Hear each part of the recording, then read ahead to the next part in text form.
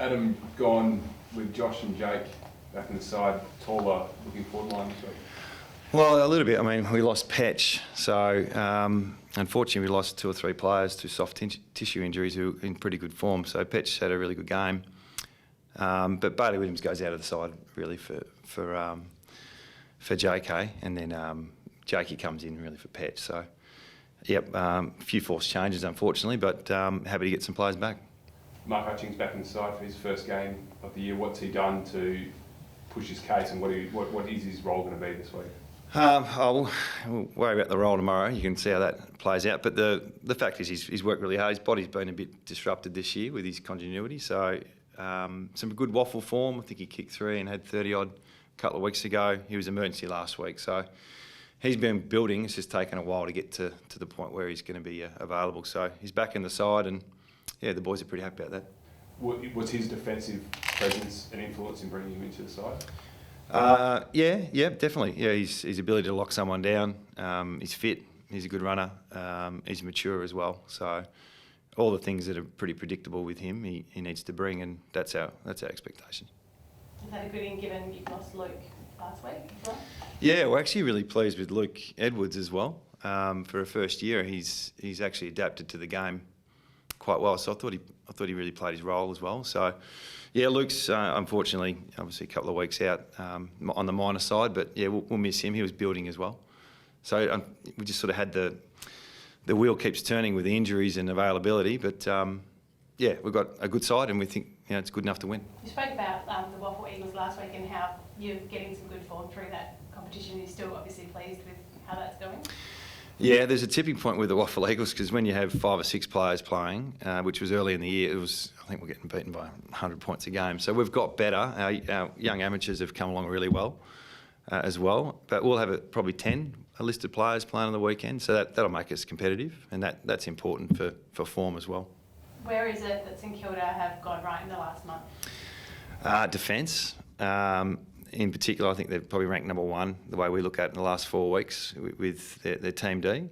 And their contest work and midfield work's been really, really good as well. They really touched us up last time we played. I think it was 2 or 3. I think we might have been up by 20, 30 points halfway through the third, and then they took over the game. So, yeah, their team defence has been exceptional. They look like they've been really well coached. I think Rats has done a great job with them turning their season around. And the last 3 weeks, they're probably top 4 in terms of where they sit on the last 4 weeks ladder.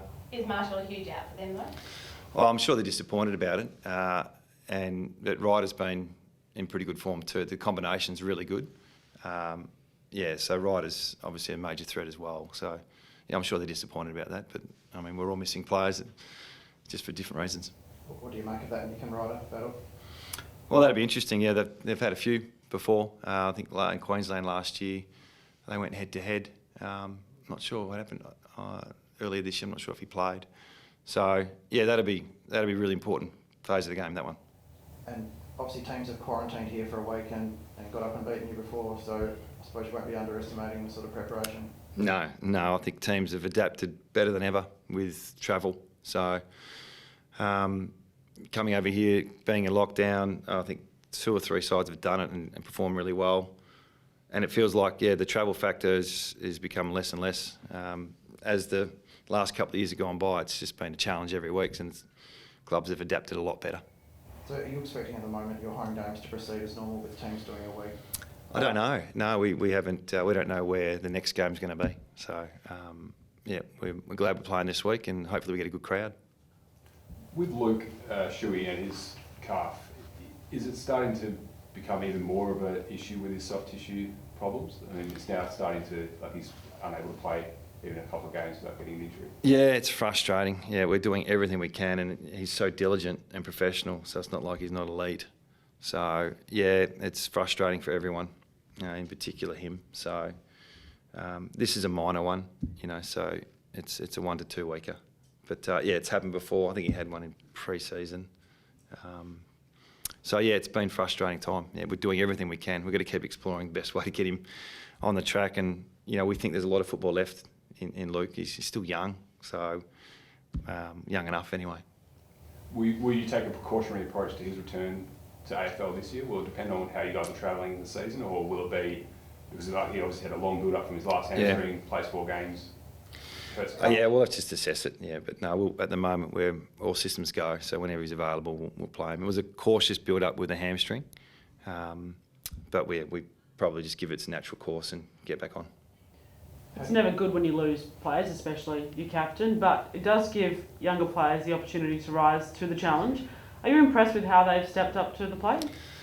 Well, it's something we spoke about a few weeks ago after being so disappointing for a couple of weeks. You know, we want to explore our list and see what's there, and we're really pleased with some of the kids coming through. The opportunity's been tough in recent times, so getting that look to some of these players, Connor West coming in last week, Luke Edwards, Bailey Williams, Harry Edwards, we think those guys have got bright futures. So giving them opportunity at the moment, it's been really good for us. So no matter what, we're going to get some growth with our list. You got the win on the weekend, but your form in the last month or so has been a bit down. Is it hard to turn that around with Luke not being able to get on the field as much as possible? Yes and no. We need our best players, and we haven't, by all means, turned the corner and we're blue skies. I think we've still got work to do. So we had a good win on the weekend. I thought we played close to a 4-quarter game interstate. So we'll get some confidence from that, but we're still, looking for our best form, and hopefully it comes tomorrow. Because if it doesn't, the Saints are too good at the moment to cruise through a game. It's going to be game on. And we're fighting for 7th and 8th spot, and they're right in the middle of that as well. So yeah, it's game on. I guess on that as well, is it tough that not just losing Luke, but throughout the year you've had a bit of a revolving doors with your senior players and your leaders? Has that been tough on the group? Yeah, yes and no. Every club goes through injuries. We seem to have more senior players this year, and the continuity and synergy of the side's been challenging. But that's not really an excuse for the bad games, the bad ones. So effort and work rate, we've really focused on that the last couple of weeks, regardless of who's playing. So yeah, learned some lessons this year, that's for sure.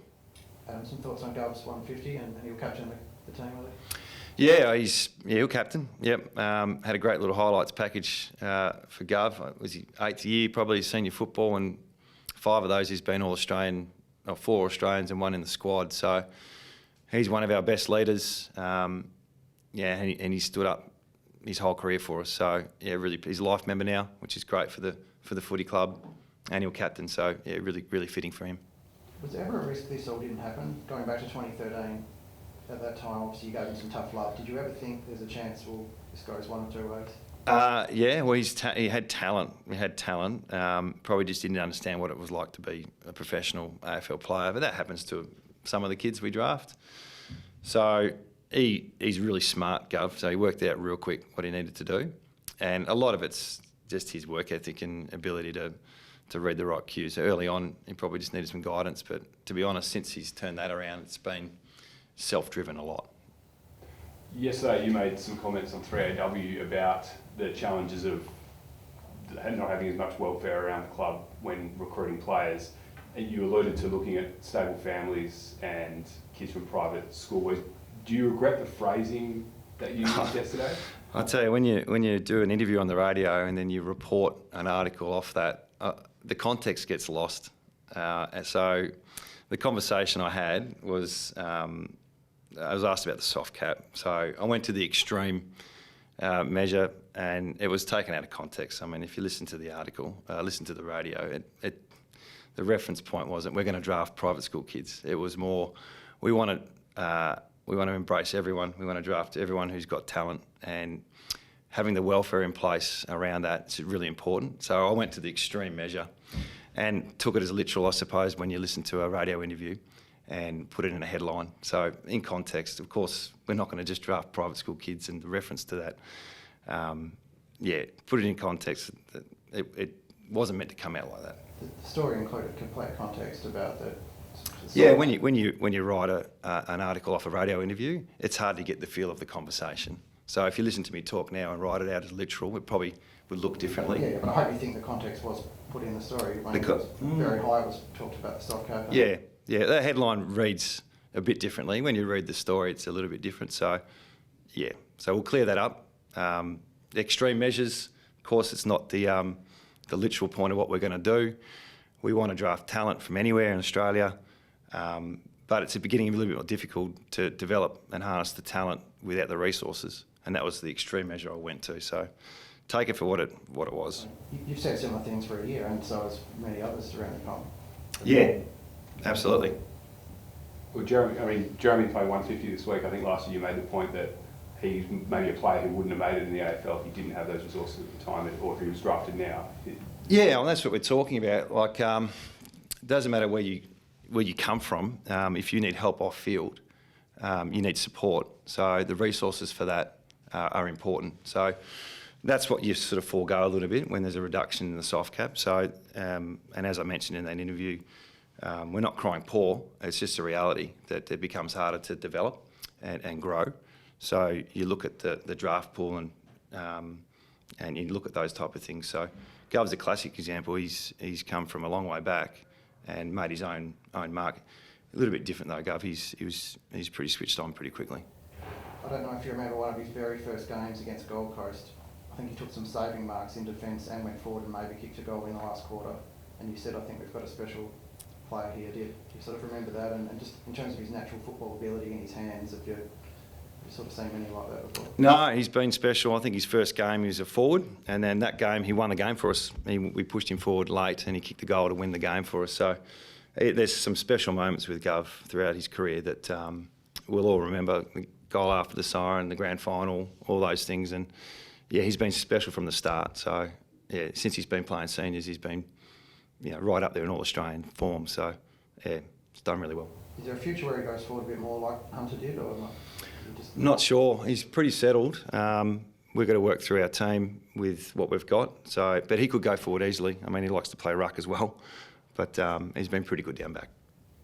Sorry to bounce back and forwards, but just on the welfare areas that you would like to see more resources if you had the value, what are they specifically? Well, it's not just the welfare. It's more the collective development of a player. So there's mental health, there's learning, education. Obviously, football's the development coach's role, but there's a lot of things we do holistically with our players. So when they leave the club, this is every club, they're better people, and they're better educated. They break the cycle on some occasions, and they walk out hopefully with a car and a house, and they're set up. That's a great career for a player to have. So it's more of a challenge to get all those things in place with less resources. That's all. Chance Bateman was Indigenous Welfare Officer here and left the club. Has there been an investigation, or not investigation, a sort of a look into appointing an Indigenous Welfare Officer at the moment? Yeah, we're currently working through that, and there's another challenge of how we get that support. So that's all to come. We've still got to work out what the cap's going to be in the future, what the soft cap is. So once we get that, we can get to work with staff and support. Do you expect to go over the soft cap this year, or are you staying within it? I'd say we stay within it, yeah. Just one little left field one. Has the club broached the topic of COVID vaccinations with players? No, we haven't. No, that hasn't come up through the AFL or the club either. But I need to get vaccinated.